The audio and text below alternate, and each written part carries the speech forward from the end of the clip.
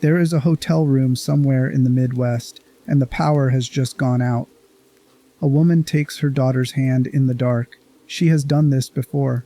Relocated, moved, packed quietly out of one temporary address and into another in the middle of the night. One step ahead of something she has never been able to name publicly, but has understood privately for long enough that the rhythm of flight has become ordinary life. Her daughter is young enough to follow without fully understanding what is happening, and old enough to feel the exact weight of what her mother is carrying. And in the seconds before the hooded figure comes through that door and changes everything, the woman moves to the wall and presses something behind a painting. Notes, evidence, a journalist's last act of protection for the truth she was carrying and the child she was losing. That moment leaves a wound that doesn't close for 8 years. And when this story finally arrives at its answer, when the full shape of what Oswald Spencer built across decades of obsession becomes visible in the ruins of a city that bore the cost of his ambitions, you will understand that the hotel room, the girl, the assassination, and every manufactured child in every laboratory that followed were never separate events. They were the final moves in a plan that was already ancient by the time Grace Ashcroft was old enough to ask what really happened to her mother. This video is going to do more than walk you through the events of Resident Evil Requiem. We are going to interpret what those events mean, reading the psychology of the characters while the story is still moving, tracing the thematic frame beneath the plot, and uncovering what this game is actually arguing about hope, inheritance, and whether the things built by people who did terrible actions can still matter. By the end, you will understand not just what happened in the ruins of Raccoon City, but what this game is saying underneath all the bioweapons and the burning history. If you find something in this video that resonates with you, please drop a comment to help others find this in the algorithm. You can also throw out a topic suggestion for a future video. I'm always looking for the next game rabbit hole to fall into. So now get comfortable, dim the lights, and let's start. The idea you need to carry through this entire story is this. Oswald Spencer didn't just build a corporation, he built a cage for the future itself. And every single person in this story is either locked inside it or trying to burn it down. Chapter 1. The Weight of Raccoon City.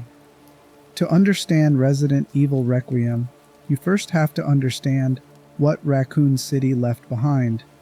Not what it took, that part has always been visible in the franchise's history, but what it left. What stayed inside the survivors' bodies. What stayed inside the institutions that formed around the disaster's aftermath. What stayed sealed underneath the rubble of a city that the public was told had been completely and permanently destroyed. Most people engaging with this franchise have always thought of Raccoon City as an event, a contained catastrophe that happened in 1998, was addressed by a government-authorized missile strike, and was then locked behind classification orders and a quarantine zone that, at the time this story takes place in 2026, is still officially extended until 2040. The city is sealed. The public narrative says there is nothing left to find inside the perimeter. The government has maintained for nearly 3 decades that what happened there was tragic, handled, and concluded. But the T-virus was never contained with the city. It was carried out inside the bodies of the people who survived the night. Dormant, patient, embedded in the cellular landscape of individuals who went on to build careers and relationships and entire adult lives without knowing the city had followed them home. Raccoon City Syndrome. By the time Grace Ashcroft is working her FBI analyst position in a quiet Midwest field office at the opening of this story, has become a documented medical phenomenon with a specific and terrible progression. The residual T-virus in survivors' bodies has spent years gaining immunity to the antibodies fighting it. The immune system wins the early battles cleanly enough that the survivor never even knows a war is being fought inside them. But the virus adapts. It learns the shape of the defenses assembled against it and finds the gaps those defenses created.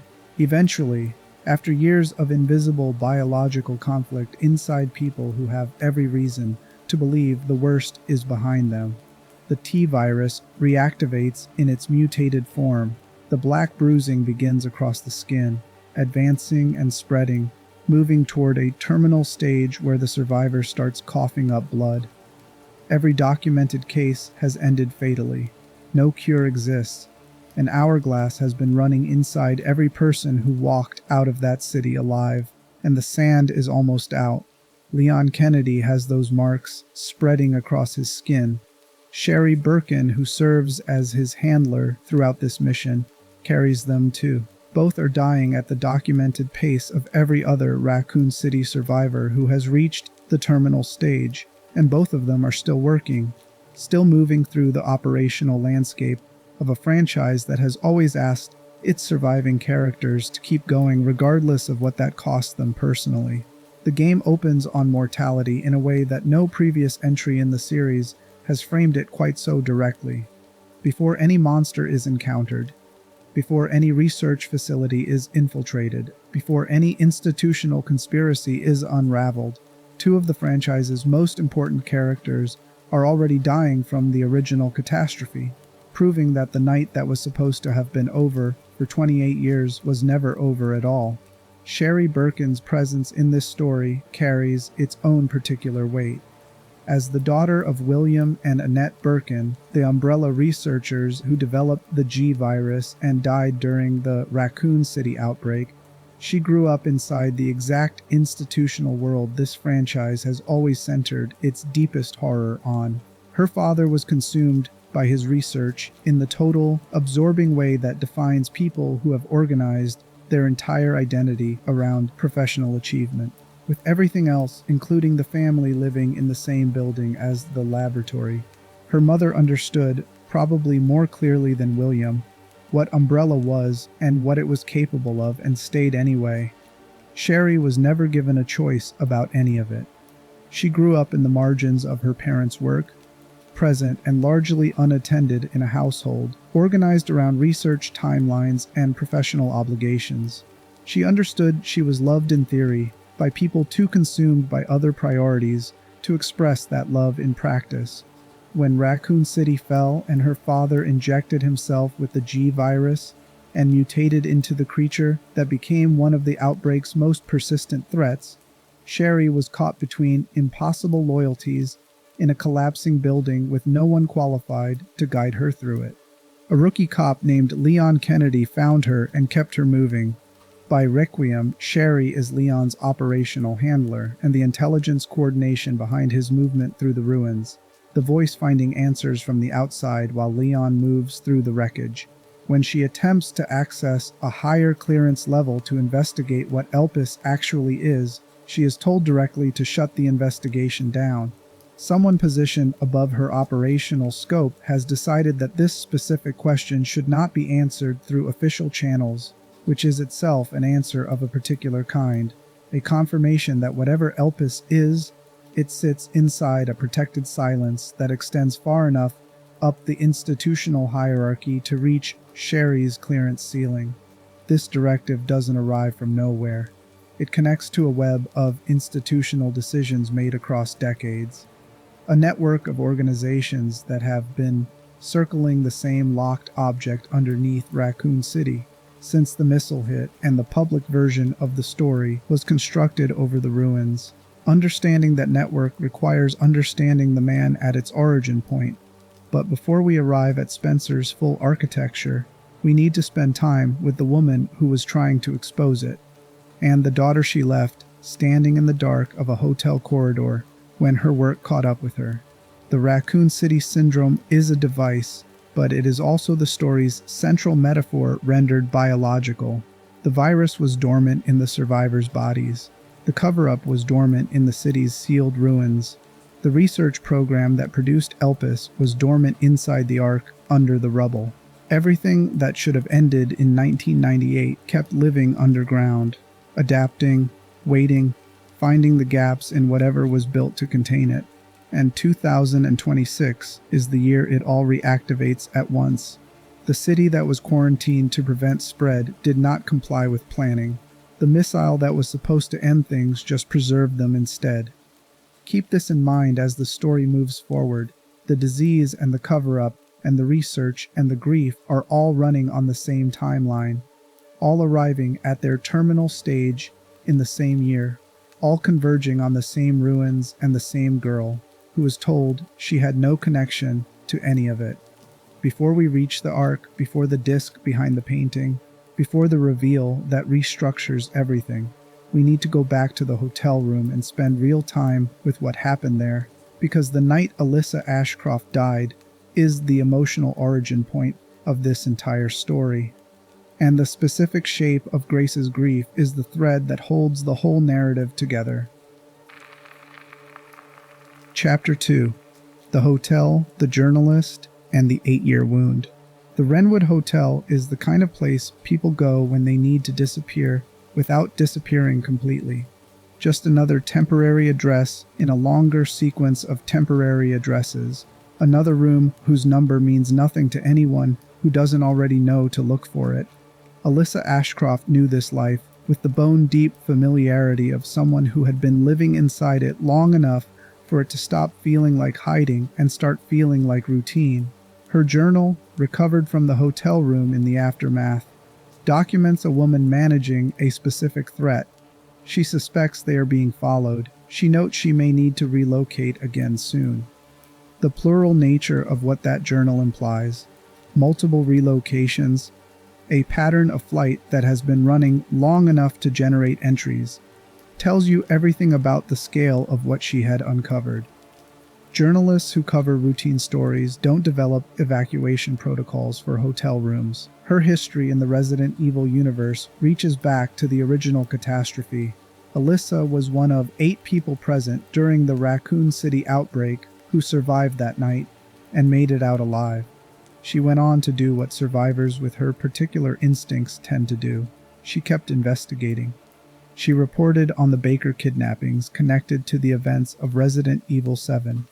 Following the same institutional threads she had been pulling since the night Raccoon City burned, she kept finding the same rot underneath different surfaces. She kept moving closer to something that, at a certain point, had moved close enough to her to decide she was a problem that required a permanent solution.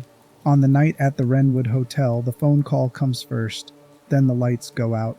Alyssa moves with the composed precision of someone who has rehearsed this. She hides the notes behind the painting before speaking to the hotel manager, before she puts down the assassin who comes through the door, before she tries to get Grace and herself out of the building. The hooded figure gets back up, and in front of Grace, in the dark, it ends. The fire that follows covers the evidence. The quarantine seals the building, and Grace Ashcroft, young enough that this moment becomes the organizing event of her entire psychological architecture, is left standing in the wreckage of everything that made sense to her, with a mother-shaped absence at the center and no explanation for why any of this happened. 8 years pass. What the game does with that gap is precise and psychologically earned. Grace does not arrive in the present day as a soldier or an operative. She is an FBI analyst, someone whose professional function is to receive information, evaluate it, and pass it upward through institutional channels rather than to be the person physically entering whatever situation the information describes. She processes cases. She sits behind screens. She has organized her professional life around a careful, functional distance from the exact kind of exposure that ended her mother's life, staying adjacent to truth-seeking without stepping into the vulnerability that made Alyssa a target. There is a recognizable human shape to this. The instinct to understand the thing that destroyed someone you loved without re-entering the conditions that made them destroyable is one of the most common and least examined responses to traumatic loss, particularly loss involving witnessed violence.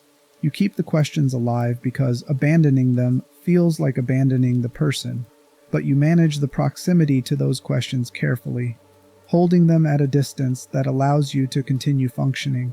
Grace has built an entire career inside that managed distance, until the hotel comes back. A recent victim of Raccoon City Syndrome is found at the Wrenwood Hotel. The same building, the same quarantine zone where Alyssa died 8 years ago. Grace is assigned the case, which means the institutional machinery that has been watching her, and as the story develops, it becomes clear she has been watched from the beginning, has arranged for the specific wound she organized her adult life around to be reopened in the most direct way possible. Inside the hotel room, photographs are waiting for her. Images of herself and Alyssa, arranged across the bed with the deliberate care of someone communicating through arrangement. We have been watching you. We have always been watching you. And the distance you built between yourself and this was always an illusion. The cop stationed outside gets infected and attacks. She runs, and at the top of that building she meets Victor Gideon for the first time, a man who tells her, in the seconds before he knocks her unconscious, that she is the chosen one and that she will set Elpis free. Grace doesn't know what Elpis is. She doesn't know why she was photographed or why her mother was killed or what the notes behind the painting contained. What she knows is what she has always known since the hotel room went dark, that the people who enter her life tend to die, and that their deaths trace back to something about her. This conviction that her proximity causes the deaths of people she loves is the psychological load Grace carries through every chapter of this story, and the game handles it with enough nuance that it is worth naming clearly. She says Alyssa's death is her fault. She says Emily's death later is her fault. She says it reflexively, immediately, in the same breath that she acknowledges each loss, as though the causal connection between her presence and the harm that follows is so established it doesn't require examination. The clinical literature on traumatic loss, particularly the loss of primary caregivers in violent circumstances witnessed by children, documents this pattern with enough consistency that it has well-established explanatory frameworks.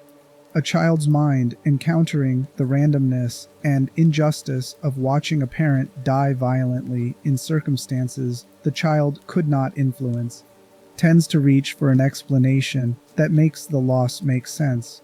Randomness is psychologically unbearable in a way that self-causation is not, because self-causation, however painful, preserves the child's sense that the world operates according to logic, that effects have causes, that if you understand what you did wrong, you can prevent it from happening again.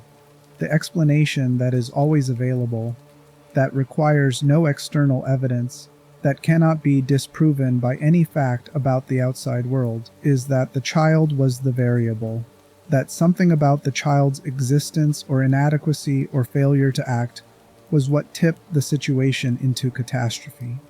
Grace has been living inside that explanation for 8 years. She has built her adult life around a grief that is organized entirely around her own agency, or her failure of it, in situations where her agency was never actually the determining factor. The entire institutional machinery that has been circling Raccoon City's ruins, the decades of cover-up maintenance, the assassination of a journalist who was getting too close to the right questions. None of it had anything to do with Grace's failures. It had everything to do with Spencer's plans and the organizations that formed around those plans. But Grace doesn't have access to that information, so she carries the only explanation available to her, and it is wrong, and it is costing her something the game is very careful to track. When she meets Gideon and Zeno in Raccoon City later, and they tell her she is the chosen one, that she was the cause of Raccoon City's destruction and also the one who will lead the world into something new. This narrative slots directly into the framework her grief already constructed. Of course she was responsible. Of course her existence was the variable. She has believed this about herself since childhood. The messianic version is simply a larger, more architecturally elaborate form of the same conviction. The reveal that dismantles this when it arrives, is one of the most structurally satisfying moments the franchise has produced in years. But we are not there yet. Before the truth arrives, there is an institution to move through, and the Rhodes Hill Chronic Care Center is, in many respects, the most concentrated single expression of everything Spencer built and everything it cost. Chapter 3: Road Hill, Spencer's Philosophy, and the Cost of a Vision. The Road Hill Chronic Care Center is not primarily horrifying because of what lies inside it. It is primarily horrifying because of the gap between what it presents itself as and what it actually is, and because that gap is maintained not through some elaborate manufactured illusion, but through the simple, durable mechanism of people choosing not to examine what is directly in front of them. The center has been operating for approximately 20 years at the time this story reaches it. It runs a legitimate surface operation. A real staff clocks in and out every day. One of the employees Leon encounters when he arrives is new enough to the job that she is genuinely unaware of what exists beneath the administrative surface she was hired to maintain. And this detail, which the game insists on, matters more than it initially appears. Road Hill is not a villain's lair dressed in hospital signage. It is a real business, employing real people, with the institutional structure of atrocity running in the floors and laboratories underneath the parts of the building that face the world. This structure has a lineage that is worth tracing before the specific horrors of the center become visible, because the lineage is what makes those horrors legible, as something more than random cruelty. The care center was previously operated by the Spencer Foundation, Oswell Spencer's institutional arm, the organizational layer through which his research moved through the world, in forms that looked academic and medically legitimate, while serving purposes entirely different from what the public documentation described. Spencer's foundational obsession permeates every surface of this building the way underground pressure permeates the structure above it. Invisible, constant, shaping everything from below. Spencer's philosophy, as assembled from the files and recordings Grace eventually accesses, was built on a specific anxiety about greatness and its preservation across generations. His conviction was that exceptional individuals, the leaders, visionaries, and genuinely singular minds that produce meaningful human progress carry within them an accumulated interiority that cannot be faithfully transmitted through ordinary biological inheritance, experience, memory, the specific neural architecture of a life fully and consequentially lived. When those minds decompose with their bodies, Spencer believed what they built was inevitably diminished by successors who could learn the history of that greatness, but could never carry its lived substance. Civilizations stagnate when the people who built them are replaced by inheritors who have only the record, not the interior. His answer was blood. Cells within blood carry biological information. The T-virus already gave researchers extraordinary leverage over cellular processes at a fundamental level. If that leverage could be extended, if a modified T-virus strain could be used to transfer the memory-bearing cellular information from one body to another, then exceptional minds didn't have to end with their bodies. They could be moved into new vessels who would carry not just the knowledge but the experience consciousness of their predecessors. This is Spencer's vision for institutional immortality. And sitting beneath all of its technical language is something worth recognizing as more than simple villainy. The grief over watching greatness become ordinary inheritance is ancient. Societies have built religions and rituals and entire literary traditions around the attempt to preserve what exceptional people carried after those people are gone. The impulse is recognizable. What distinguishes Spencer's project from every other answer to that question throughout human history is the cost he assigned to other people in service of it, the specific human beings whose bodies and lives became the material of his research without their knowledge or consent. because the framework he had constructed answered the question of their humanity before any individual researcher had to. That framework is what Road Hill runs on, and the test subjects filling its lower floors are the output of a system that determined in advance what they were worth. Some test subjects have developed extreme sensitivity to light, compelled to extinguish every source of illumination in their environment. Navigating by a darkness their altered bodies have been remade to require. Others exhibit fixed behavioral loops that the researchers document with the procedural detachment of people who have been inside this environment long enough that the incomprehensible has become data. The blister heads represent an advanced stage of what the modified T virus can produce under the specific conditions of Road Hill's testing environment. Rapid tissue regeneration, accelerated aggression, a large tumor erupting from the skull. The fluid within these tumors can trigger the same mutation in other infected individuals, producing a cascade, a self-replicating cycle of double mutation that spreads outward through proximity and sustains itself as long as infected bodies remain near each other. The researchers note the cascade mechanism with clinical precision. The people experiencing it are not present in the notes in any form that acknowledges their humanity. And then there is Marie. The game refers to her only as the girl, a naming choice that is either an omission or a deliberate emphasis on her anonymity within the system that produced her. References scattered through the facility suggest the name Marie, including a doll found in a cell and the testimony of the other child still imprisoned at the center. She was one of two young girls at Road Hill. Both were given medications by the research staff. Both were blinded by those medications as a documented side effect the researchers were aware of and continued administering past anyway. Marie mutated into something large and predatory, her extreme light sensitivity confining her to the lower floors and the darkness beneath the building's functioning spaces. The notes around the facility confirm the staff is fully aware of what Marie has become and has been attempting to eliminate her without success. Grace wakes up inside this building while being drained of her blood. Gideon is on a phone call with someone named Zeno, confirming that she is the one they have been searching for.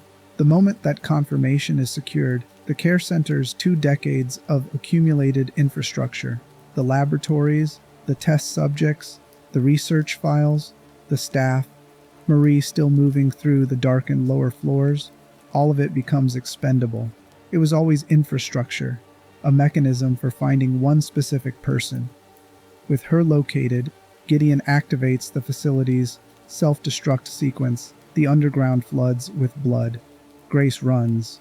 But the architecture of Road Hill deserves examination beyond its function as the story's first major horror environment, because it represents something the game is arguing about: institutional medicine and what happens when the organizing philosophy of a research institution has answered the question of the patient's humanity in advance.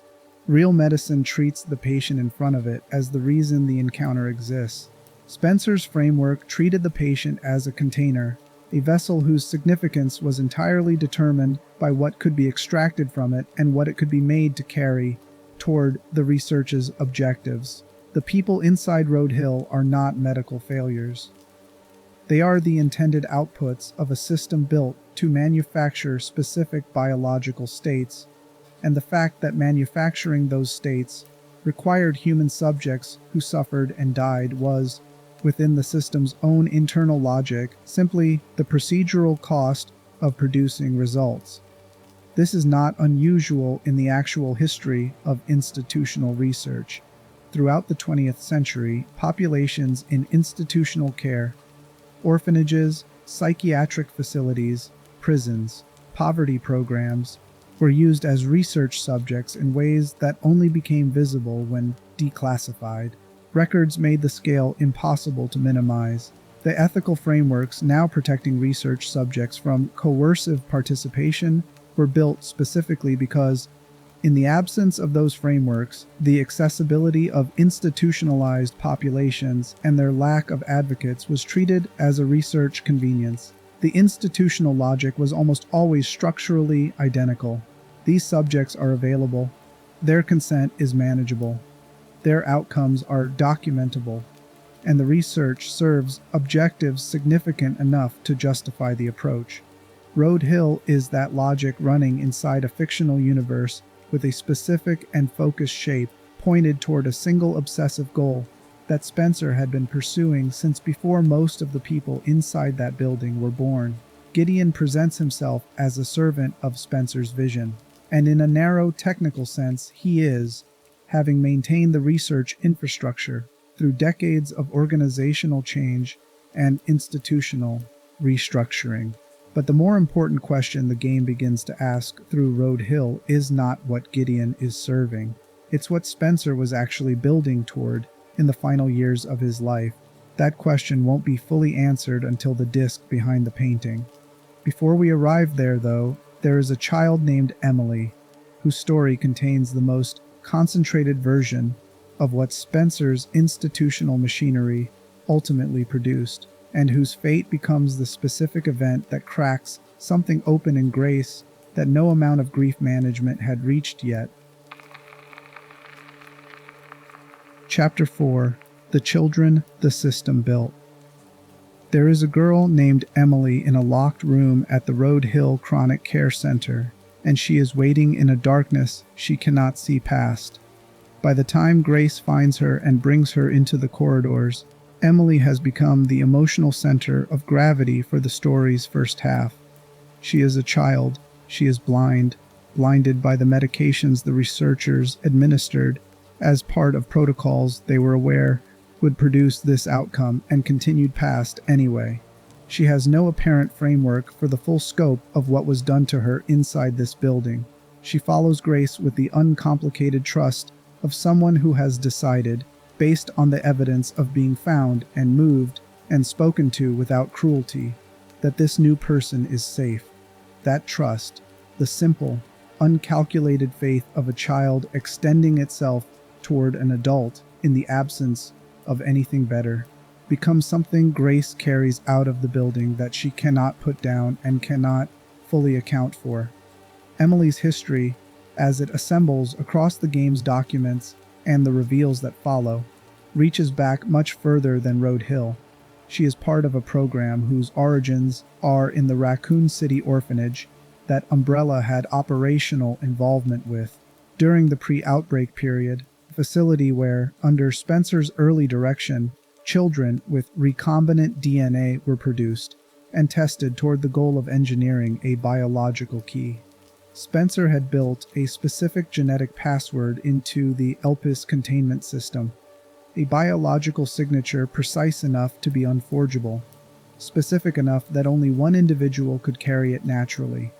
The orphanage's purpose during the Spencer era was to manufacture that signature artificially, to produce children through genetic manipulation whose DNA would approximate the key closely enough to open the lock.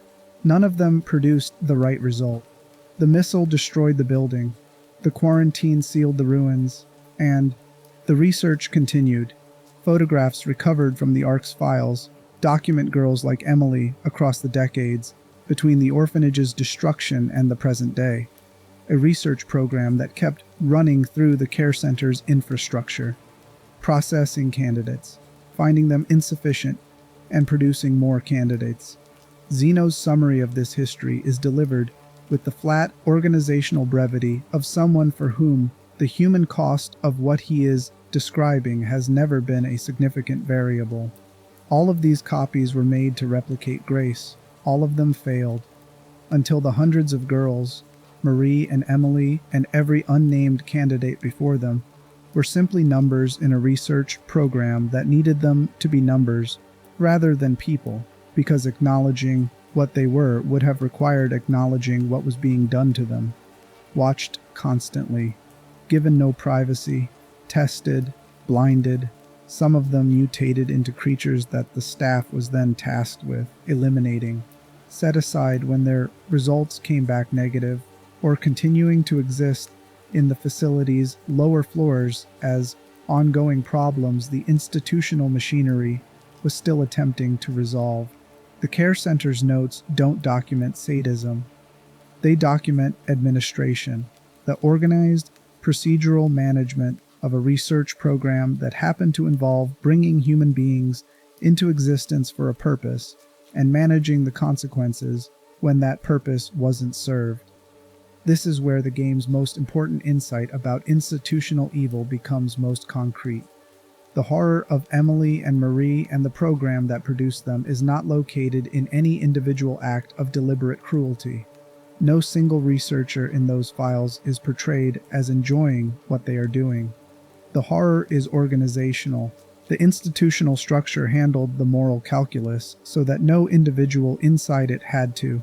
They just did their jobs. This is a recognizable structure. It maps onto real documented patterns with enough fidelity that the discomfort it produces isn't purely fictional. Hannah Arendt's analysis of the Nuremberg trials identified it as the banality of evil, the specific and deeply uncomfortable truth that large-scale institutional atrocity is produced not primarily by exceptional malice, but by ordinary people following organizational logic without engaging the moral weight of what that logic produces. The procedures were correct, the documentation was thorough, the research objectives were being served. The people inside the cells were not a variable the framework required anyone to examine. Emily mutates after she and Grace escape into the courtyard outside Road Hill. The transformation has nothing to do with the chaos of their exit and everything to do with the interventions that were already complete inside her body before Grace arrived. Experimental medications, viral exposure, biological modifications, whose effects were progressing on their own timeline regardless of what happened in the corridors above. The mutation Grace couldn't prevent was set in motion long before Grace appeared. The institutional machinery built the clock into Emily before she was old enough to understand what a clock was. Leon is forced to act. He ends the threat. He has no other option available to him in the time available. And Grace's response is immediate, total, and organized entirely around the only framework she has for processing loss. It is her fault. She says it here with the same conviction she applied to Alyssa's death 8 years ago. The same pattern, the same reflexive self-assignment of causal responsibility for an outcome that was determined by forces predating her involvement by decades. Leon recognizes this pattern. He recognizes its shape because he has been living inside a version of it since the night the city burned. He tells Grace to keep pushing, not as tactical instruction, not as professional guidance, but as the only honest thing he has left to offer someone, carrying the specific weight she's carrying. He has never found a cure for it himself. He just keeps moving anyway. Grace gives him back his gun and walks away. She goes with Gideon and Zeno toward Raccoon City, toward the answer that has been waiting inside the ruins since the night the missile hit. Because the question she has been carrying for 8 years, why did any of this happen? What was Alyssa trying to expose? What does it have to do with me? Is finally within reach of an answer. And Leon, coughing up blood in the rubble outside Road Hill, watches her go and then follows, because that is what Leon Kennedy does. Chapter 5. Leon Kennedy and the Debt That Never Clears. There is a skull in the wreckage near the back of the Raccoon Police Department, and Leon Kennedy stops moving when he finds it. No swelling score, no extended moment of theatrical grief. The game frames this quietly, and the restraint is exactly correct, because Leon's relationship to guilt has never been operatic. It runs as a baseline condition, a persistent frequency underneath every decision he has made since 1998, conducting the same calculation in the background of every mission it has been asked to run. Was there more you could have done? And why didn't you do it? The skull likely belongs to Robert Kendo, a name from that first night. a face from a gun shop in a city that was supposed to be his new beginning. Leon apologizes to it, not for an audience, because the apology has existed for 28 years. To fully understand what Leon's presence in Requiem means, why his dying body still moving through these specific ruins carries the emotional weight it does, you need to trace what Raccoon City produced in him across the franchise's history, not as a plot summary but as a sustained psychological portrait of a man organized around a debt he has never been able to fully pay. He arrived in that city as a rookie cop on his first day of work. No experience with biological catastrophe, no framework for what he was walking into, no preparation adequate to the specific hell that greeted him instead of the job he'd been hired to do.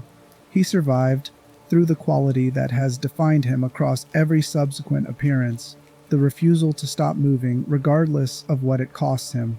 He saved people. He couldn't save everyone. The gap between those two facts became the architecture of his psychology, the foundational crack through which every subsequent loss has entered and settled. By Resident Evil 4, that architecture was already visible in how he talked. Carrying Ashley Graham through the situation surrounding her, he tells himself with the particular intensity of someone correcting a recurring failure that this time it has to be different. He is not simply executing a mission. He is running a corrective program against the record of every person who died around him on a night he was too young and too unprepared to do more than survive. The mission has become the penance. The danger has become the offering. Each subsequent survival is both a continuation and a partial repayment of a debt whose total Leon has never quite finalized, but has never stopped servicing. The clinical literature on survivor's guilt, the psychological pattern that emerges consistently in people who survive catastrophic events that killed others around them, documents a dynamic that maps precisely onto what the franchise has built into Leon across 3 decades. Survivors can develop what researchers describe as a compulsive relationship with risk, not because they are consciously self-destructive, but because staying in proximity to danger feels at the level of deep conviction rather than conscious decision-making, like the only legitimate response to having survived when others didn't. The logic is rarely articulated because it is rarely fully conscious. I was there and I am still here, and every day I am not spending that survival on something that might prevent the next catastrophic night is a day I am failing the people who didn't get more days. Leon has never fully allowed himself to stop. He built the DSO. He kept accepting the assignments. He kept returning to the exact category of situation that Raccoon City prepared him for. Infiltrating facilities, protecting civilians, ending biological threats before they reached the populations they were moving toward, accumulating additional losses along the way, adding more faces to the record, and continuing anyway because the alternative has never been available to him. Not practically and not psychologically. Stopping requires becoming someone whose identity was built somewhere other than the worst night of 1998. Leon has never had the space to build that person. By Requiem, the debt has acquired a biological dimension that functions as its most literal expression yet. The Raccoon City syndrome is advancing through his body at the documented terminal rate. He is coughing up blood. The black markings are spreading across his skin. His body is doing, physically, what his psychology has been doing since the night he walked out of that city, consuming itself in service of the original catastrophe, paying installments on a debt that was never his to carry, but that attached to him the moment he survived, and others didn't. Leon arriving in Raccoon City in 2026 is not nostalgia tourism, and it is not a cheap callback to earlier entries. It is the specific, painful logic of a man whose relationship to the city that destroyed his original life has never been resolved, coming back because grace is there and grace is in danger. And the simple, immediate fact of a person in danger has always been enough to override whatever physical or psychological cost the mission requires. He visits the RPD building and finds Chris Redfield's jacket and Jill Valentine's beret, and a photograph of Rebecca Chambers still sitting in the wreckage with the particular quality of objects preserved inside a sealed space, everything frozen at the moment of closure. The department's last shift still laid out across desks that no one has cleared in 28 years because the city was quarantined before anyone came back to do it. The Tyrant model stationed in the Ark by the connections, a T-501, visually resonant with the Mr. X model that hunted the RPD's corridors in the original Resident Evil 2 without being the same individual, comes for Leon in the facility's corridors. And he deals with it the way he deals with everything, by continuing to move until it stops being a problem. The game does not frame this triumphantly. He is still dying. The Raccoon City Syndrome is indifferent to how many tyrants he has beaten. The body has its own timeline, and it is running. The bad ending makes this explicit in a way that is devastating precisely because it refuses to be theatrical about it. Elpis destroyed, the Ark collapsing, Zeno having won the confrontation. Leon sits in the darkness with Grace and says he is glad he could at least save her. Just her. Not the cure, not the investigation, not the city or the history, or the cover-up Alyssa gave her life to expose. Just this one person, extracted from this specific situation, because even a partial payment on a debt that was never fully payable is still a payment. Zeno then ends him, and the game does not dress this up. It is the consequence of a choice Grace made, and Leon pays the cost of it, and the ending is not allowed to be anything other than what it is. This is the emotional core that has sustained Leon Kennedy as the franchise's most resonant character across 3 decades, despite everything changing around him. His appeal is not tactical. The one-liners are incidental. What connects audiences to him is the specific, recognizable quality of someone carrying an unfair burden, with complete awareness that it is unfair and no interest in putting it down. Doing the work not because it makes him whole, but because the work is what he has, and the people who need it done are real. And that is enough of a reason.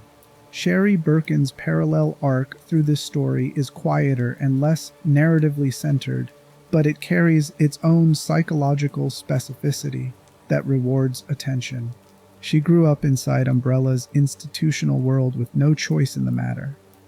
Her parents' professional obsession creating the emotional landscape of a child who understood she was loved in theory by people whose actual attention was permanently elsewhere. She survived Raccoon City with Leon's help. She built a career in government service, working for a time under Derek Simmons before the full shape of what Simmons was became visible. By Requiem, she is the operational intelligence behind this mission, finding answers, coordinating resources, being the voice that keeps Leon oriented while his body works against him. The pattern of capable, damaged people finding themselves employed by institutions that replicate the conditions of their original harm is documented extensively enough in occupational psychology to have its own frameworks. The specific gravity of familiar structures, the way skills shaped by a particular kind of institution tend to pull a person back toward similar institutions because those are the environments the skills were built for. Sherry survives this story in the good ending.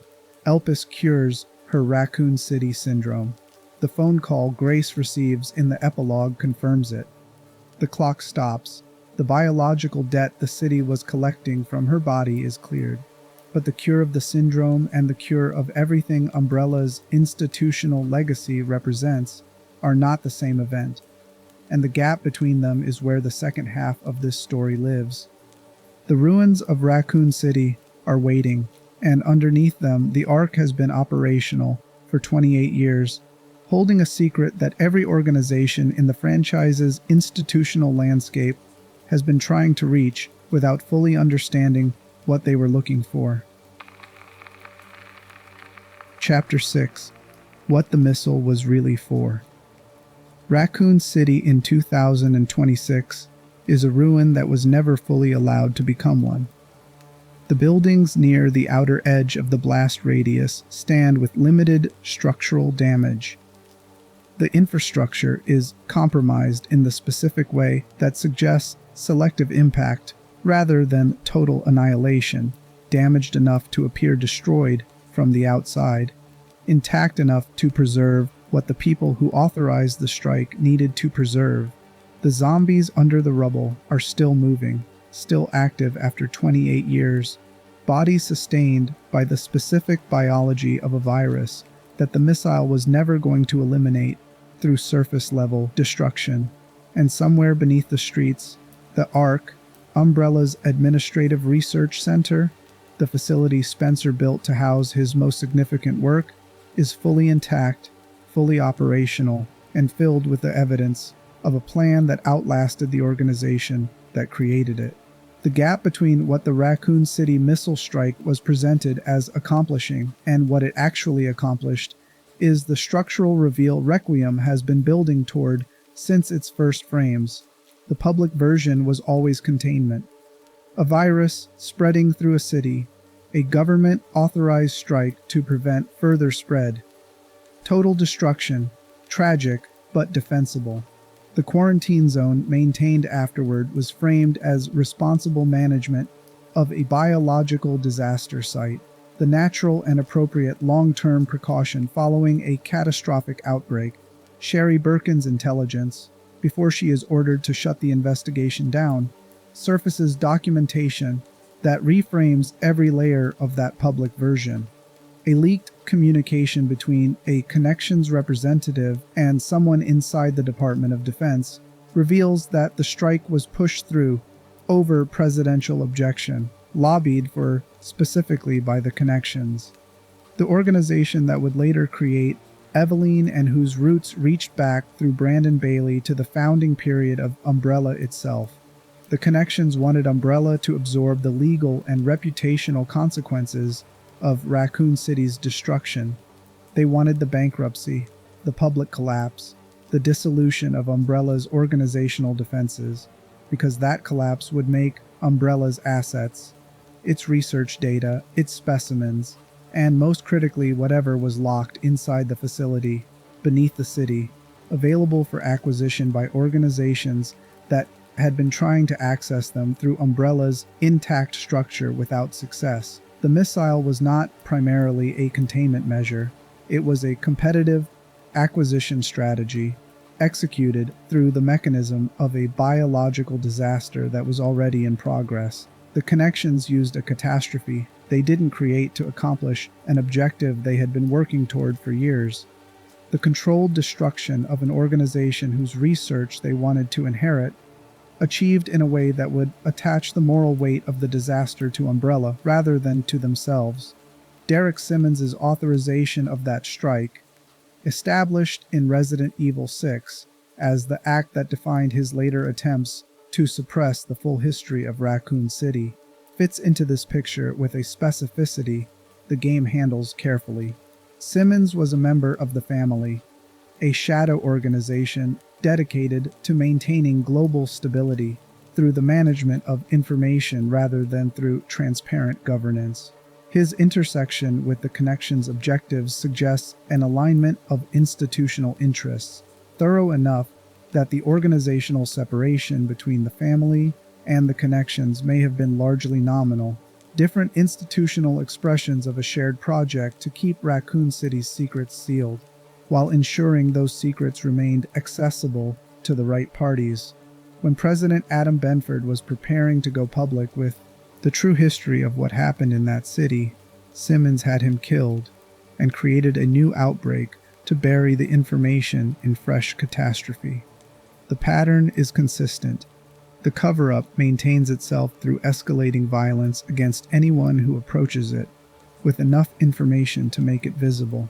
All of this institutional weight, the Connections, the Family, the BSAA's North American branch, which Xeno's communications confirm, has been brought fully under Connections' direction. the U.S. government withdrawing from international treaty restrictions on bioorganic weapons, exists because of what sits underneath the ruins. The Ark was built by Spencer as the administrative center for his most significant research, the physical home of the project he called Elpis, and the institutional infrastructure surrounding it. His four-step plan, outlined in documents recovered from the facility's files, structured his entire vision across decades. Invest in the Wesker Project and T-Virus. Research as foundational infrastructure. Establish the Ark as the administrative center for everything that followed. Develop Elpis. Deploy Elpis toward memory transfer and what Spencer described as forced evolution. Every game in the franchise's first era, every outbreak and corporate conspiracy and biological horror that the series' recurring characters have moved through was, within Spencer's framework, preparation for the final two steps on that list. Elpis was complete, locked inside the Ark behind a containment system with a biological password, a genetic signature specific enough to be unforgeable, embedded into the lock so that brute force approaches and organizational acquisition through legal or military means were both impossible. One wrong input destroys the contents entirely. Multiple organizations have been circling this one locked object for nearly 3 decades.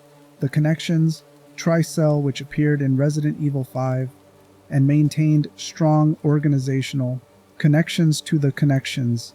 The HCF, which partnered with both Wesker and the Connections at various points in the franchise's institutional history, and eventually the BSAA's North American branch, operating under Connections' direction.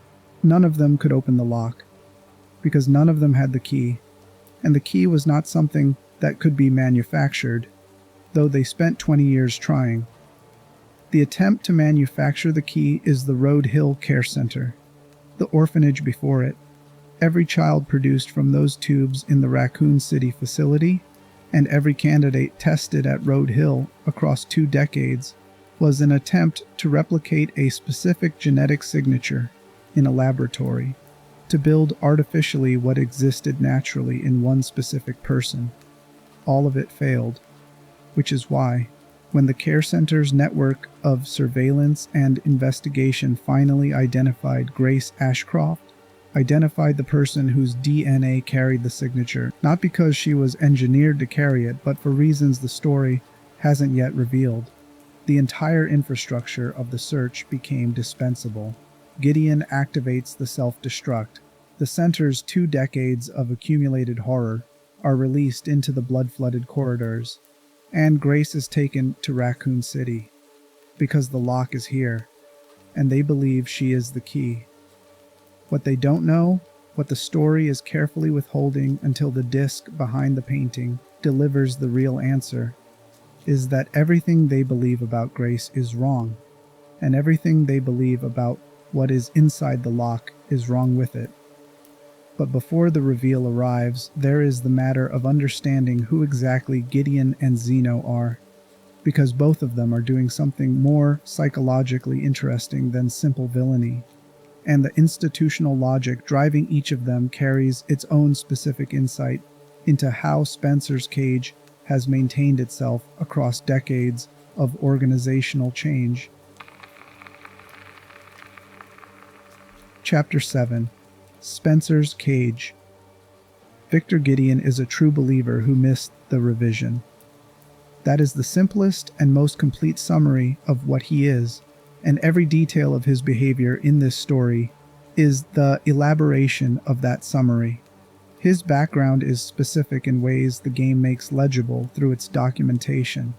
A former Umbrella researcher with direct involvement in T-Virus development, present enough in the organization's institutional history to be called as a witness in the Raccoon City trials, the legal proceedings whose outcomes produced Umbrella's bankruptcy and public collapse, and then vanished before he could testify. Not killed, vanished, extracted by the organizational machinery that had already decided the trials were a controlled demolition rather than a genuine reckoning, and that the people with the right knowledge needed to be preserved outside the blast radius of the legal proceedings, resurfacing years later as the director of Road Hill under the Spencers Foundation, running the research program that has been searching for Grace's genetic signature for 2 decades, serving Spencer's vision across the entire collapse and restructuring of the institutional landscape that vision had operated within. Gideon is not building his own agenda. He is serving an agenda built by a dead man across so many decades that the distinction between the agenda and Gideon himself has largely dissolved. He is what happens when institutional loyalty runs long enough and deep enough that it becomes identity. When the person who entered the organization has so thoroughly merged with its objectives that separating the individual from the mission would leave nothing recognizable behind. This creates the specific form his loyalty takes. He is loyal to what Spencer was, not to what Spencer became. He has served Spencer's early vision, the memory transfer, the forced evolution, the preservation of exceptional minds through biological engineering, with such total investment for such a sustained period that the possibility of Spencer having changed his mind doesn't register as real information when evidence of it finally surfaces. His psychological framework has no room for a Spencer who repudiated the project, because the Spencer he has been serving is the only Spencer through which Gideon's life makes sense. A loyalist whose master changed course is not a loyalist with updated instructions. He is a loyalist whose entire identity has been rendered groundless. And men who have done what Gideon has done across the decades he has been doing it do not tend to allow themselves to reach that conclusion. They find another interpretation. They reframe the evidence. They keep executing the original program because the original program is the only frame through which they can understand their own significance. This is a pattern with a name in organizational psychology called goal displacement. The phenomenon where the mechanisms developed to serve an original objective become ends in themselves, self-justifying and self-perpetuating even after the original objective has been abandoned or transformed by the people who created it. Gideon became a mechanism of Spencer's early vision. When that vision changed, Gideon kept running the mechanism because the mechanism was all he had. The research program at Road Hill, the manufactured children, the network of surveillance that eventually located Grace, all of it is the output of a man who cannot distinguish between serving a vision and being consumed by it, because that distinction dissolved so long ago that nothing remains on the other side of it. When the cure is finally released and Zeno is stripped of his biological advantages, and everything Gideon built his life around turns out to have been pointing in the opposite direction from what he believed, his response is immediate and categorical. All bioweapons are useless. The world will descend into anarchy. Spencer's creation is catastrophe rather than culmination. This reading tells you everything about what Gideon was actually pursuing underneath the language of loyalty. A universal antiviral does not give anyone power. It removes a weapon. And a man whose entire identity was organized around being the keeper of the most significant weapon in the history of his field has no framework for experiencing the removal of weapons as anything other than devastation. The nemesis parasite that the game reveals he has been carrying, the organism that produces his final mutation when the Ark's corridors are collapsing, operates as the external literalization of what was already internally true. A man infected with something designed to serve an external will, transforming in the end into a creature driven entirely by the program that claimed him, unable to separate the host from what the host was carrying. Leon, cured by Elpis and running at full strength for the first time in years, defeats him. The I symmetry is the kind that earns its weight. The man who spent his life serving Spencer's early vision is ended by the thing Spencer built to end that vision. The disease and the remedy arriving in the same moment, from the same source. Zeno is a more deliberately opaque figure.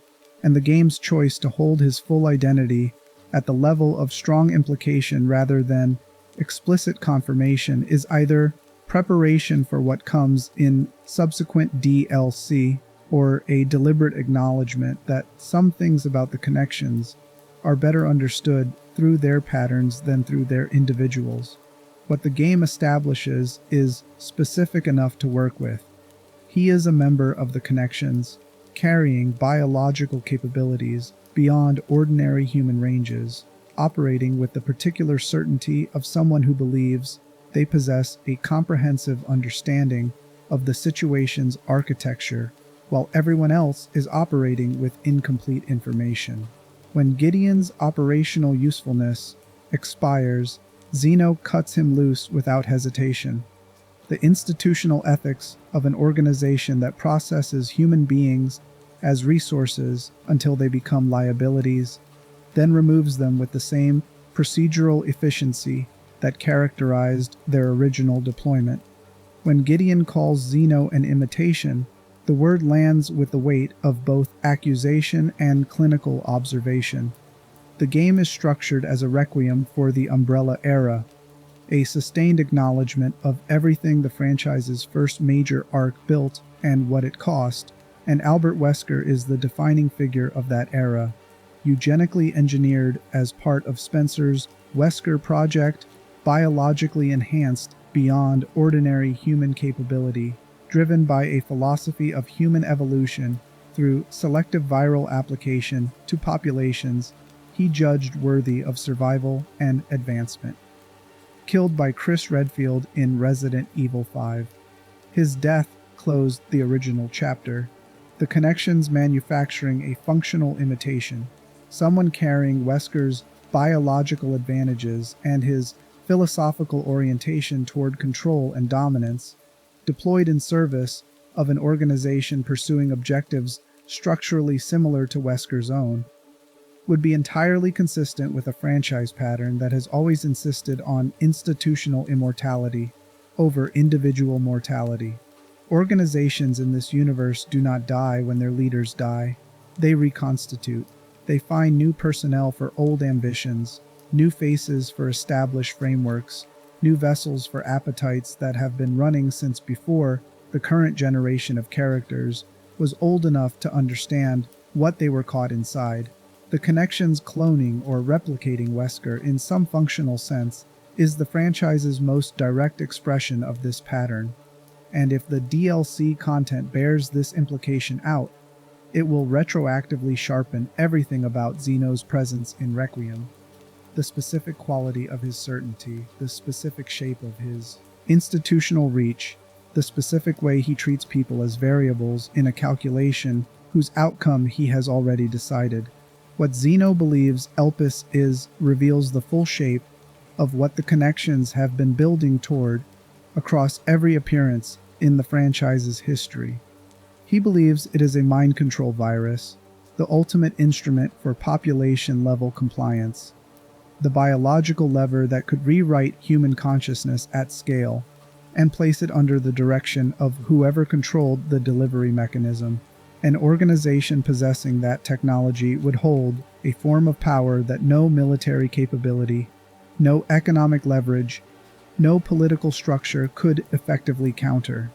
The connection's pursuit of Elpis across 30 years of operational continuity, maintaining relationships with governments and quasi-governmental organizations, bringing the BSAA under their direction, influencing policy shifts toward removing international restrictions on bioorganic weapons, was all oriented toward the moment they could open the Ark and take what was inside it. The antiviral reality of Elpis destroys this comprehensively. A cure does not give you control. A cure gives people back what the disease took from them. The concept is not just operationally useless within the connections framework, it is philosophically antithetical to everything the framework was designed to accumulate. When Elpis enters Zeno's body, stripped by Gideon's claim that Grace's interference with the containment system has made the contents accessible, it does not deliver the control architecture he expected. It cancels what was there. his biological enhancements, the capabilities that made him operationally formidable and that represent the connection's investment in him as a physical asset, are gone.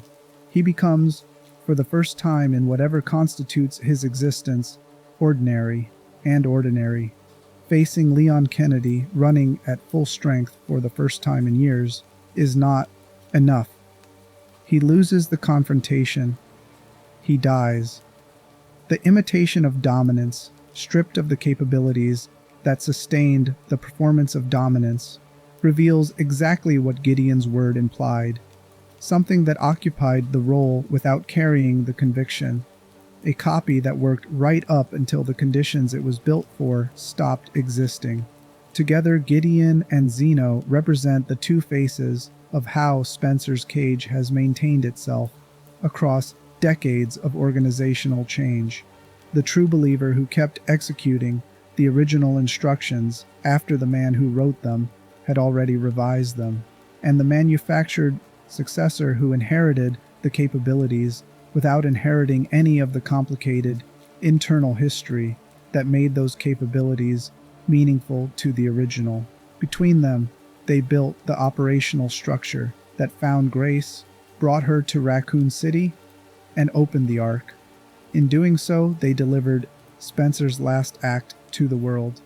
The people who spent the most resources pursuing Elpis were the people least equipped to understand what it actually was. Their pursuit of it was the mechanism that finally released it.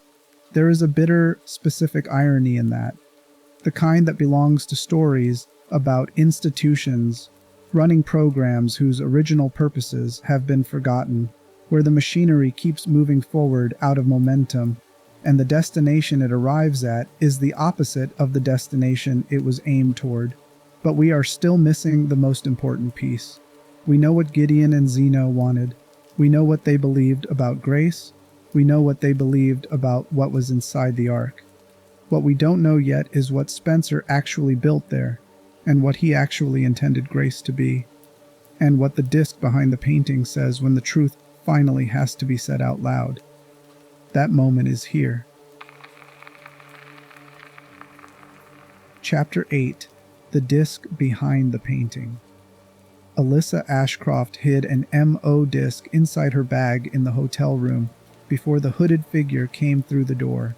She was a journalist who had spent her career following the same institutional thread through whatever surface it chose to present to the world in any given year. She understood, with the practical clarity of someone who had been doing this long enough, that the information she carried was the reason she was being followed, and that the only way to make her death mean something, if it came to that, was to ensure the information survived her. Whatever she had found about Spencer, about Elpis, about the Raccoon City orphanage and the Ark, and the decades of cover-up protecting everything underneath that city, she encoded it on that disk and placed it somewhere her daughter would eventually find it. This is the detail that the game earns its emotional weight on, and it deserves to be held before the reveals arrive. Alyssa didn't just die for a story. She died because she had already told the story, hidden it, and trusted it to survive her. The notes behind the painting, the disc in the bag, these are not accidents or loose ends. They are acts of deliberate maternal faith. The belief that the daughter she was losing would someday be close enough to the truth and strong enough to carry it, that what her mother left for her would matter. The disc surfaces during Grace's time inside the Ark, and what it contains dismantles everything Gideon and Zeno have been operating on since before Grace was old enough to understand she was being watched. Spencer, in the final recordings preserved on that disc, says something that should be impossible from the man who spent decades treating human beings as vessels for his ambitions and test subjects for his research. He says he was wrong. Not strategically wrong. Not wrong about the methodology while remaining correct about the destination. Wrong in a way that reaches all. The way down to the philosophical foundation of his entire project. Wrong in the way that requires you to look back at everything you built and acknowledged that the building itself was the error, not the construction methods. He pursued what he understood as human flourishing and the preservation of greatness at the expense of others.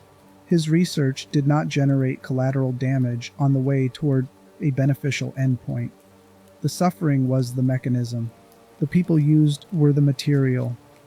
The children in the orphanage, the subjects in the care centers, the specific faces attached to the specific deaths that followed from everything he put into motion. In his own final accounting, every one of those deaths was his responsibility. He opened Pandora's box. He released everything inside it into the world, and the things that escaped cannot be put back. The remorse this produced, arriving late, incomplete, insufficient by any ordinary measure of accountability for what was done at the scale it was done, changed what he did with Elpis. Spencer took in a young girl, not a test subject, not a candidate for the recombinant DNA program, not a manufactured vessel for anything his research required. A regular girl raised as his child, given over in Spencer's will to Alyssa Ashcroft so that she would have someone to care for her after he died. A woman Spencer chose specifically because she had already survived the worst his work had ever produced and had gone on to spend her life trying to expose it, which meant she would raise the girl with open eyes about what the world actually contained. That girl was Grace. Zeno was wrong about everything. Grace is not a genetic key. She was not engineered to carry a biological password into the Elpis containment system. She has no modified DNA, no recombinant biology, no designed purpose in any research program Spencer ever ran. She is not related to Emily or Marie or any of the manufactured candidates the orphanage and care center produced across 2 decades of negative results. She cannot unlock Elpis because of what she is biologically. She has no special powers. She is not the chosen one. She is not the destined catalyst for an ultimate weapon. Grace Ashcroft is simply a girl that a dying man, consumed finally by guilt over what he had built, chose to love in the only way available to him at the end, the most ordinary way possible, by ensuring she would have someone to raise her, by leaving her as explicitly and legally as he could manage in the care of a woman who was worthy of that trust. The messianic narrative that Gideon and Zeno organized their entire lives around dissolves into something painfully human. The secret at the center of all of the institutional machinery, all of the killing, all the manufactured children, all the flooded laboratories and quarantine buildings and assassinated journalists, is that there was no secret of the kind they were looking for. Spencer's greatest final act was choosing not to be what he had been for most of his life, and the decades of monstrous effort organized around finding what he was hiding produced, in the end, the last thing the connections were equipped to use. Now the question the entire game has been building toward finally has an answer. Elpis, the name drawn from the Greek spirit of hope, the one thing that remained inside Pandora's box after every form of suffering had escaped into the world, is an antiviral. It stops infection, it reverses it. Where every biological agent Spencer developed across his career was designed to transform tissue, weaponize biology, and advance the specific agenda of forced evolution through controlled viral application, Elpis was built to undo what viruses do. The T-virus advancing through Leon and Sherry's bodies. Elpis stops it. Leon, after Elpis is released in the good ending, returns to full physical capability for the first time in years. Sherry's Raccoon City Syndrome is cured. The clock that has been running inside the bodies of the people who survived 1998, the dormant virus gaining immunity to their antibodies, waiting across decades to reactivate, finally stops. A note written in Spencer's hand states that Elpis was intended to bring an end to the organizations that had grown from his research: the family, Tricell, the HCF, Umbrella itself. not through military action or legal exposure, but by rendering their core asset obsolete. A universal antiviral capable of neutralizing the foundational biological technology that all of these organizations had built their power upon would collapse the entire bioweapons arms race, strip the geopolitical leverage that the connections and their associated organizations had been accumulating across decades of carefully maintained institutional relationships. Think about what this means in the context of everything Spencer built across his lifetime. The T-virus was the foundation. The Wesker project was the infrastructure. The Ark was the administrative center. Every organization that formed around his research, every corporate entity and intelligence operation and shadow government that grew in the ecosystem his work created was built on the premise that biological power was the highest form of geopolitical leverage available to the institutions that could develop and control it. Spencer didn't just create Umbrella. He created the appetite that every organization in this franchise has been expressing ever since.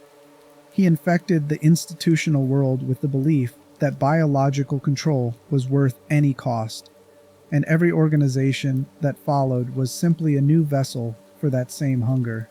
Elpis, as an antiviral, is Spencer's attempt to render his own most significant contribution obsolete, to clear the board of the specific type of power he spent his life creating, not by destroying it through violence, but by producing the thing that made it irrelevant, a skeleton key to every lock he had ever built, pointed at the locks themselves. This is where the game's thematic argument becomes fully legible, and it is a more interesting argument than most entries in this franchise have attempted. Spencer was not redeemed in any simple sense. What he did across his lifetime, the children, the test subjects, the institutional machinery of suffering that he built and maintained and used, cannot be redeemed by a single act of remorse-driven creation. However significant the creation, the dead do not come back, the blinded children do not see again.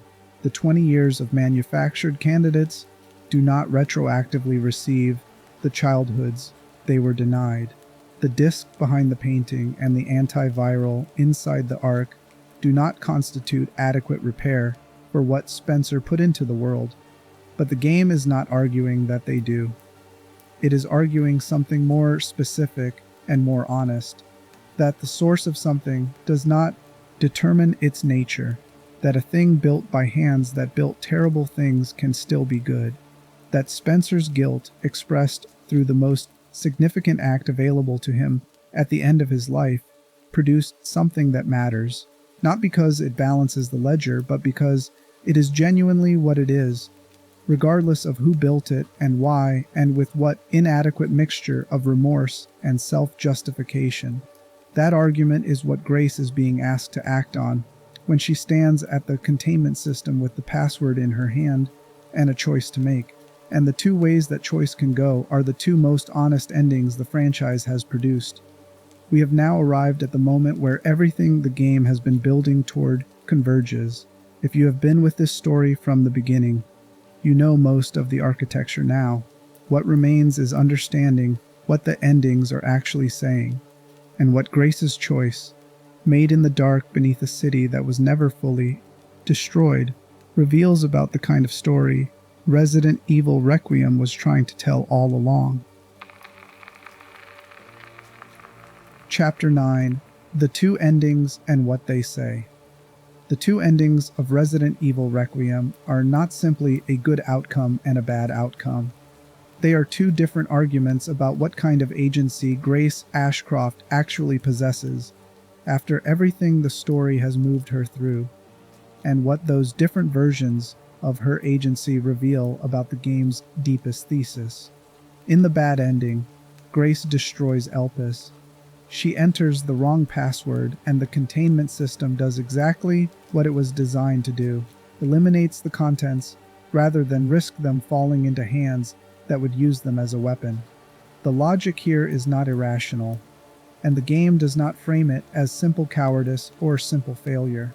The logic is defensive, precautionary. organized around the genuine impossibility of knowing who will have access to what Elpis becomes in the world once it is released into it. Gideon wanted it.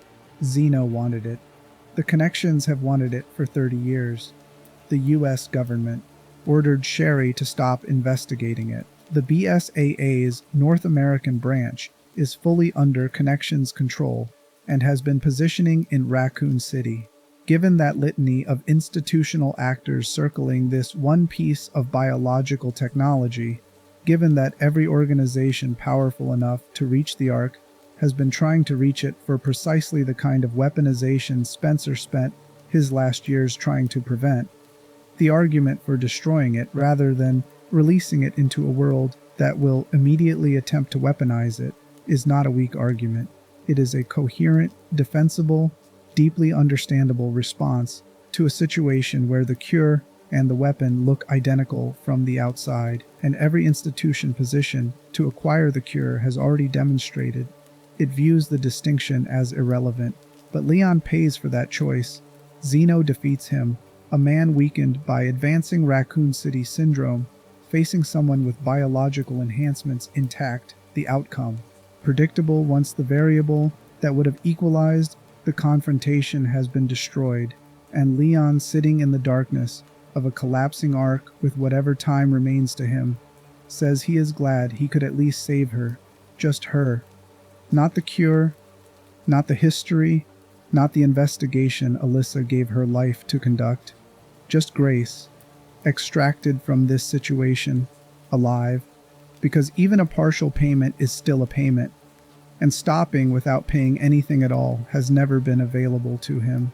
Zeno then ends him, and the Ark falls, and Grace makes it topside on a helicopter sent by Sherry. And the world continues forward with Elpis destroyed and the connections still operational, and everyone who might have been cured still dying. The bad ending is the product of trauma logic applied to an impossible situation. Grace has spent 8 years inside a grief organized entirely around the conviction that her presence causes the deaths of people she loves. The decision to destroy Elpis, rather than release it into a world she cannot control, is, at its psychological root, the same decision she has been making since the hotel room. The decision to remove herself as a variable, to prevent herself from being the mechanism through which harm spreads further, to choose inaction over the risk that action will produce more of what has always followed her. The hotel room logic, scaled up to franchise-changing consequences. The game does not mock this. It shows you exactly what it costs, rendered in Leon's death and in the continued mortality of everyone the cure might have reached. And it allows the weight of that cost to be what it is without softening it into lesson or commentary. In the good ending, Grace releases Elpis. This requires accepting that the antiviral will move through the world in ways she cannot predict or fully control. It requires trusting that Spencer's last act was what it appeared to be. Not another layer of the deception his entire life was built on, not a weapon disguised as a cure, not a trap whose mechanism she cannot yet see. It requires extending toward the future the same faith her mother extended toward Grace when she hid the disc. The belief that truth, made available, will find its way to the people who know what to do with it, even in a world full of institutions that would prefer it stay buried. Zeno's attempt to seize Elpis for himself fails for the reason that defines his entire presence in this story. He believes it is a mind control virus. He believes that because the connections framework for understanding power has never made room for the concept of a biological agent designed to reduce power rather than accumulate it. When Elpis enters his system expecting to function as the ultimate control mechanism and instead cancels what was there, stripping his biological advantages in a moment he cannot reverse. His framework has no category for what just happened. He is undone by his own certainty about what he was reaching for. Without the enhancements, he loses to Leon. The imitation of dominance, stripped of the capabilities that sustained the performance, reveals what Gideon's word implied. hollow where the original had depth. Gideon's reaction to the cure's release is its own kind of revelation. He survives long enough after Zeno's death to process what has happened, and his framing is immediate catastrophe. All bioweapons are useless. The world will be thrown into anarchy. Everything Spencer built has been made irrelevant. This response is the clearest possible demonstration of what Gideon was actually serving beneath his stated loyalty. Spencer, in his final recordings, described Elpis as something that would bring an end to the organizations built on his research by rendering their foundational technology obsolete. Gideon experiences this as disaster because his loyalty was always to the power those organizations represented, not to any revised understanding of what Spencer hoped the power might become at the end of his life. The Nemesis parasite finishes what was already happening to Gideon, the man who spent his life as a mechanism of institutional will, completing his transformation into a creature defined entirely by what was running inside him. Leon ends the confrontation. The arc collapses. Grace and Leon sit in the dark together and wait. The Hound Wolf squad arrives. Chris Redfield's unit, deployed in response to whatever intelligence Chris has been running on the Raccoon City situation from off-screen, extracts them. Leon is alive. Grace is alive. And in the epilogue, the phone calls and news broadcasts that follow assemble the aftermath. Sherry cured, Emily alive and recovering her eyesight. The Justice Department reopening its investigation into Umbrella and Spencer. Alyssa Ashcroft's story spreading through social media with the specific momentum of a truth that has been suppressed long enough to become explosive when it finally surfaces. The good ending is not triumphant in the way action narratives tend to make their conclusions feel triumphant. The connections are still operational. The soldiers in the post-credits sequence are already moving through the ruins, eliminating a BSAA team to retrieve something unidentified, establishing that the next objective is already in motion before this chapter has fully closed. The institutional appetite that Spencer fed for decades is not cured by the release of an antiviral any more than a single recovered patient ends an epidemic. What the good ending argues is more specific and more honest than triumph. It argues that releasing Elpis was right, not because it solved everything, but because it was true. Because it reflected what Spencer actually built in the end, not what the organizations surrounding him assumed he had built, not what they needed him to have built to justify 3 decades of institutional pursuit. Because doing the true thing, even in a world where true things produce complicated and uncontrollable consequences, matters in ways that the defensive destruction of evidence never can. Grace makes the right choice, not because she is certain it is right, because she understands, standing in the Ark with the password available to her and the weight of her mother's disk in her hands, what Alyssa was doing in the hotel room, hiding the truth, trusting it to survive, trusting that whoever found it would know what to do with it even in a world that had spent decades organizing itself around keeping it buried. Alyssa hid the disk. Grace releases the cure. The same act, separated by 8 years and everything in between. The same faith, expressed at different scales, by a mother and then by the daughter the mother trusted. The game earns this moment, not through spectacle, through everything it built to get here. Chapter 10. What Elpis really means.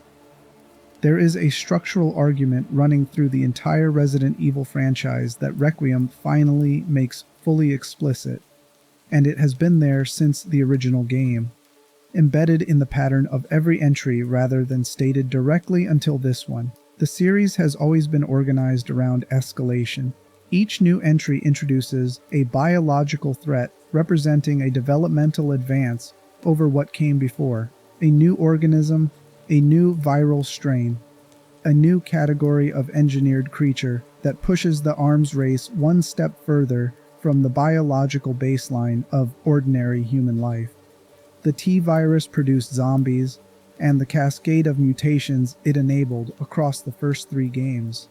The G virus introduced continuous self-replicating mutation capable of incorporating biological material from its environment into its own developing structure. Las Plagas introduced parasitic control of living hosts with functional intelligence and the ability to maintain organizational behavior in infected populations. Ouroboros was engineered specifically to find and enhance the rare humans whose genetics could survive contact with the progenitor virus at the foundation of everything. The C virus combined G virus and T Veronica lineages into something new. Each iteration was framed internally, within the logic of the organizations developing it, as evolution, as advancement, as the next step in a progression whose endpoint was always defined by whatever came after it. Spencer's 4-step plan was built on exactly this escalation logic. Invest in the foundational research, build the institutional infrastructure, develop the ultimate tool, deploy it toward forced evolution and memory transfer. The plan assumes that progress means accumulation, that more powerful biological agents producing more fundamental changes in more populations across wider geographies represent a destination worth the cost of reaching.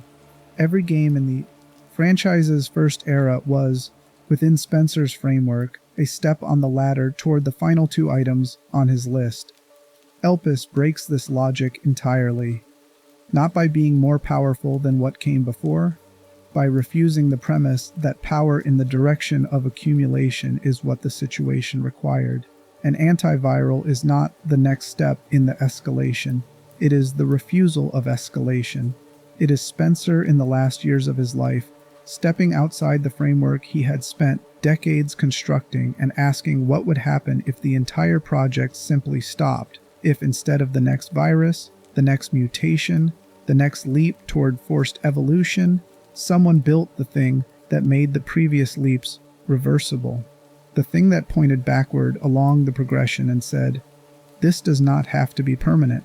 The choice to make Elpis a cure rather than a weapon is the most structurally significant narrative decision Resident Evil Requiem makes, and its significance extends beyond the story it is telling into the franchise's relationship with its own history. Resident Evil has always been, at its thematic foundation, a story about what happens when institutional ambition pursues biological power without ethical constraint. The collapse of Umbrella at the end of the franchise's first era appeared to resolve this, appeared to represent the narrative consequence of an institution that pursued that path without limit finally reaching its limit. But Umbrella's fall was never a resolution of the theme. It was a redistribution. The power Umbrella concentrated became the power Tricell concentrated, that the connections concentrated, that the family concentrated, that the BSAA eventually began moving toward. The institutions replicate because the desire they serve, the desire for biological advantage that translates into geopolitical control, never resolves. It just finds new vessels. Elpis is the first thing in the franchise's history that was built to oppose that, desire rather than serve it. And the fact that it was built by Spencer, the man who created the desire in the first place, who infected the institutional world with the belief that biological power was worth any cost, is what gives the ending its specific emotional weight. Not redemption, something more complicated and more honest than redemption. The acknowledgement that the same hands that built the disease can build the cure, not because that balances the ledger, but because it is still worth building regardless of the hands. There is a real-world concept in moral psychology worth bringing in here, because the game is doing something genuinely interesting with the question of whether a harmful act by a person with a harmful history can still produce something valuable. The philosophical literature on moral residue, the idea that certain wrongs leave traces that cannot be fully dissolved by subsequent good acts, suggests that the value of a good act and the residual wrongness of the harm that preceded it are not in competition with each other.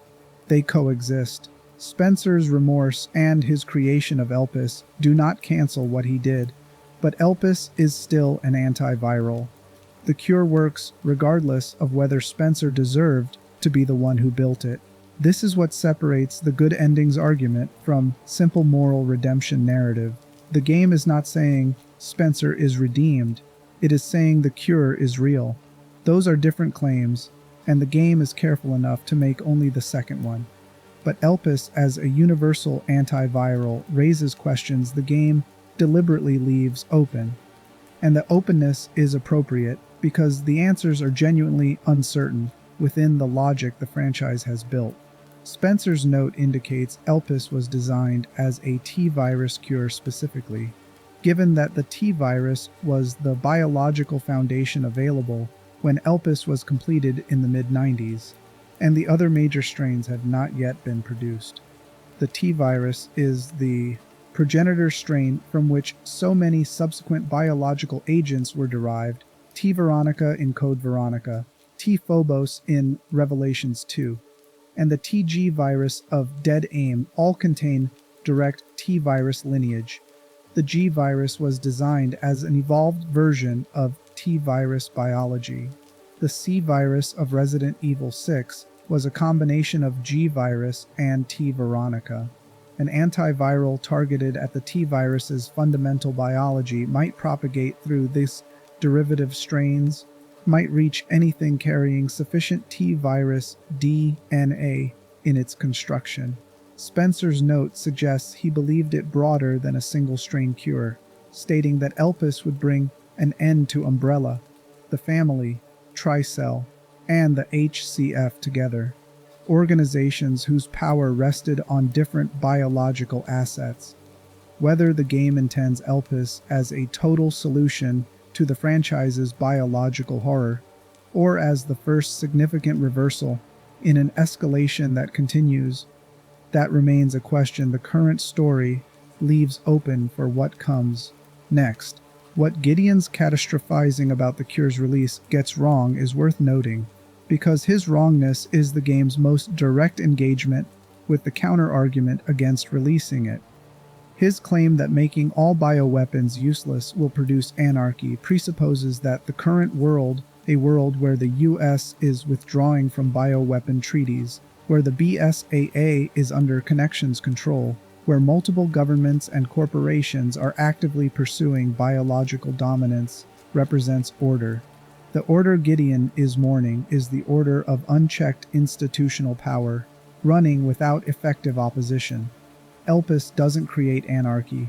It removes a specific category of coercive leverage from the institutional landscape and forces the organizations that relied on that leverage to operate without it. Whether what follows is better or worse than what existed before is genuinely uncertain, which is exactly why the game presents it as uncertainty rather than triumph. The T-virus was spread across Raccoon City. Residual T-virus in the survivors' bodies has been running its slow terminal progression for 28 years. Elpis, released into the world through its contact with Xeno, begins its own spread. The antiviral moving through the biological landscape the way any transmissible agent moves, finding the infections it was built to address. Leon and Sherry are its first documented recipients. The epilogue implies broader effects in progress. The franchise's deepest horror has always been biological agents moving through populations without the consent of the populations they're moving through. Elpis does the same thing. The mechanism is identical. The direction is opposite. The game trusts its audience to hold both of those facts simultaneously, to understand that the cure and the disease share a delivery structure, while insisting that the distinction between them remains real and matters enormously. This is the most sophisticated thing Resident Evil Requiem does with its central creation. Elpis is not clean. Its release was not controlled. Its spread will not be consented to by everyone it reaches. These are true things, and the game does not hide them. And they are also not sufficient reason to destroy it, because what it is doing is still what it is doing, regardless of the impurity of its method of dispersal. Hope spreads the way disease does in this story. That is either the most darkly ironic thing the franchise has ever said about itself, or the most genuinely honest thing it has ever said about how change actually moves through the world. Possibly both simultaneously. Chapter 11. The Immortality of Evil. One of the things Resident Evil Requiem refuses, with considerable deliberateness, is the satisfaction of total resolution. Understanding why that refusal is the correct narrative choice requires understanding what the franchise has always been saying about the relationship between individual actors and the institutional structures that outlast them, and why that relationship means endings can only ever be partial. Umbrella fell. That felt like an ending when it happened. The Raccoon City trials, the bankruptcy, the public destruction of the organization that had been the franchise's primary antagonist across its first era, all of it suggested that the machinery had finally been stopped. But every game between Umbrella's fall and Requiem has been demonstrating, in different ways and through different institutional expressions, that Umbrella's fall was a transfer of assets, not a destruction of the underlying appetite. The connections represent the most persistent and most explicitly drawn version of this truth. Their organizational history, as assembled across the franchise, reaches back to Umbrella's founding period through Dr. Marcus, one of Umbrella's 3 founders, killed by Spencer before he could act on his own research agenda, and through Dr. Marcus's protege, Brandon Bailey, a founding Umbrella virologist who later went on to found the Connections, creating a biographical knot at the very moment of Umbrella's creation, a man positioned at the center of Umbrella's institutional structure, who simultaneously maintained the organizational thread that would survive Umbrella's collapse. The Connections survived Umbrella's fall because they were never fully inside Umbrella. They operated adjacent to it, through it, alongside it, acquiring its research outputs through legal collapse, maintaining relationships with the rival organizations that formed in the post-Umbrella landscape, building influence inside governmental structures through the patient, sustained effort that only organizations operating on institutional timescales rather than individual career timescales can achieve. By the time Requiem's events conclude, the Connections have demonstrated the full reach of what they built. They lobbied for the Raccoon City missile strike and acquired Umbrella's assets through the resulting legal collapse. They maintained operational relationships with Tricell and the HCF. They brought the North American branch of the BSAA under their direction, converting the organization formerly dedicated to stopping bioterrorism into an operational asset of the organization perpetuating it. They maintained enough influence over U.S. government policy to have Sherry's investigation shut down and to have pushed a policy shift toward removing international restrictions on bioorganic weapons. They operated through Gideon's 20-year care center program and through Xeno's direct operational presence in Raccoon City simultaneously, running multiple tracks toward the same objective with the specific efficiency of an organization that has learned to treat individual operations as redundant rather than singular. The post-credit sequence makes the Connections' persistence explicit and specific in a way that the epilogues, hopeful phone calls, and news broadcasts cannot fully counterbalance. Connection soldiers, moving through the cleared rubble of a Raccoon City perimeter that the BSAA was attempting to secure, eliminate the BSAA team and retrieve something from the ruins. What exactly they are retrieving the game withholds, deliberately, setting the trajectory of what comes next, rather than defining it. But the operational fact is clear. While the Ark was collapsing and Elpis was being released, and Gideon and Xeno were dying, the Connections were already running a parallel operation.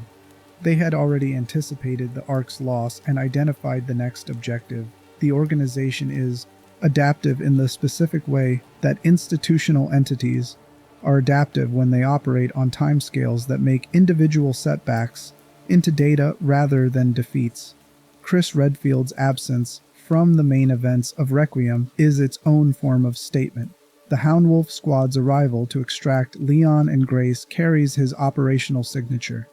The intelligence network, the timing, the specific deployment of a specialized unit to a location that official channels have been trying to seal off without requiring his physical presence. Chris knows what is happening in Raccoon City.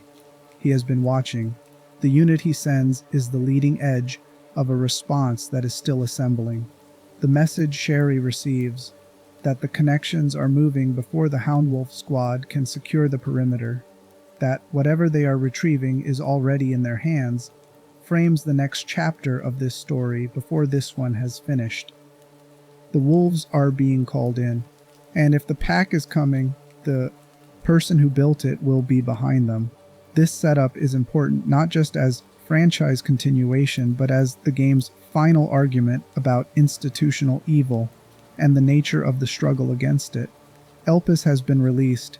The Justice Department investigation has been reopened. Alyssa's story is spreading through platforms that cannot be fully controlled by the organizations that would prefer it stay contained. Leon is alive. Sherry is alive. Emily is alive. These are real outcomes with real weight, and the connections are already on their next move. The game holds both of these things simultaneously because they are both true. Because the real world from which this franchise draws its institutional horror is also a place where genuine progress and continuing institutional malice coexist without canceling each other. Environmental regulations improve, and regulatory capture advances simultaneously. Medical breakthroughs occur, and pharmaceutical price manipulation continues in the same industry. Individual cases of institutional accountability produce genuine justice, while the systems that enabled the original harm restructure themselves around the accountability. Progress is real. The opposition to progress is also real, and the distinction between them matters even when neither achieves a clean, final victory. This is the most honest thing the franchise has ever said about the world it has been building for 30 years, and it lands with the weight of something that was always there, but never this clearly articulated. Spencer's cage still stands, even if several of its most significant bars have been removed. The appetite that filled it is still running through the institutions that outlasted the man who first expressed it, and the people positioned to continue opposing that appetite. Grace, Leon, Sherry, Chris moving toward the ruins from off-screen are not victorious. They are still inside the story. That is not a failure of resolution. That is the only form of resolution available to a story that is being honest about what it is describing. Chapter 12. What kind of horror this really is. Resident Evil Requiem is named for a mass for the dead, and that naming is more precise than it might initially appear to be. A requiem is not a eulogy. A eulogy praises the specific qualities of the departed and offers consolation to the living. A requiem acknowledges the dead without requiring praise.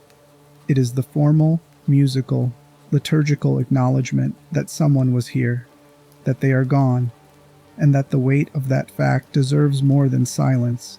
Historically, the Requiem Mass was sung for souls whose final destination was uncertain, for people who had lived in ways that made simple, consoling remembrance difficult, whose deaths required acknowledgement of complexity rather than celebration of clarity. Umbrella was here. Spencer was here. The era of Umbrella and Spencer and Wesker and the specific catastrophes they produced, that era is being acknowledged in this game in exactly the register the Requiem implies. Not celebrated, not simply condemned, acknowledged in the full complexity of what it contained. The institutional ambition, The genuine intelligence and vision organized in the worst possible direction. The specific human beings destroyed in service of abstractions that were already being quietly abandoned by the man most responsible for their creation, and the single act of remorse-driven creation that outlasted everything else and arrived in the hands of a girl who was simply a girl. The horror Requiem is working with is the particular kind that doesn't end when the individual monster is defeated. It is institutional horror, the dread of systems that outlast their architects, of plans laid in decades-old documents still organizing the lives of people who never knew those documents existed, of organizations that reconstitute around new personnel and new missions while keeping the underlying appetite intact across every restructuring. This is a category of horror that the franchise has always been gesturing toward, and that this entry finally centers completely, moving the individual monsters and creatures to their correct place as symptoms while putting the institutional disease at the center of the frame. Marie dying in the sunlight outside Road Hill echoes the Leech Queen's death in Resident Evil Zero in ways that feel both conscious and meaningful. The callback is not nostalgia, but rhyme. The franchise acknowledging that the creatures it has produced across its history are connected by the institutional logic that manufactured them, that the specific monster changes while the specific machinery producing it stays consistent. Plant 43. Seedlings in the Raccoon City ruins trace back to the botanical horrors of the original game. The tyrant model in the Ark carries the visual register of Mr. X without being him, representing not a resurrection but a continuation. The connections producing functional imitations of Umbrella's most effective instruments because those instruments were effective, and the appetite they served is still operational. This is why the game is called Requiem. Everything that defined the franchise's first era is present, acknowledged, and being formally closed. Not resolved. Requiems do not resolve. They acknowledge. But given the weight that the years of it deserve, and the specific honest complexity of what those years contained, Grace Ashcroft's final position in this story, surviving, healing, carrying the specific knowledge of what her mother was doing and what Spencer finally did, and what the disc behind the painting contained, is not triumphant in the heroic sense. She is not the chosen one who saved the world. She is a girl who found out the truth about her own life and made the choice her mother would have recognized as the right one. That is genuinely enough. The franchise is large enough to contain triumphant final battles and this specific smaller ending. And the smaller ending is truer to what the game was actually about. The world the story leaves you in is complicated and alive and continuing. The Justice Department investigation is open. Alyssa's story is spreading. Leon is recovering. The connections are already moving. Chris Redfield's network is mobilizing. Elpis is in the world. None of these things are finished. All of them matter. Raccoon City is still sealed. The quarantine zone extends to 2040.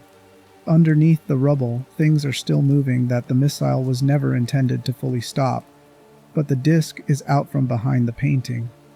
The truth is in the world. And that, in a franchise built on the specific horror of truths that powerful institutions will kill to suppress, is not a small thing. Spencer opened Pandora's box. Everything inside it escaped. Elpis stayed in the longest, hiding at the bottom of the box, in the bottom of the Ark, behind a password only accessible to a girl who turned out to be nothing more extraordinary than a child someone finally chose to love in the ordinary way. That is what hope looks like in this story. Quiet, late, arriving through unexpected hands, spreading through the world in ways that cannot be fully controlled and cannot be fully stopped. Exactly the way everything else in this franchise spreads. The difference is what it does when it gets there.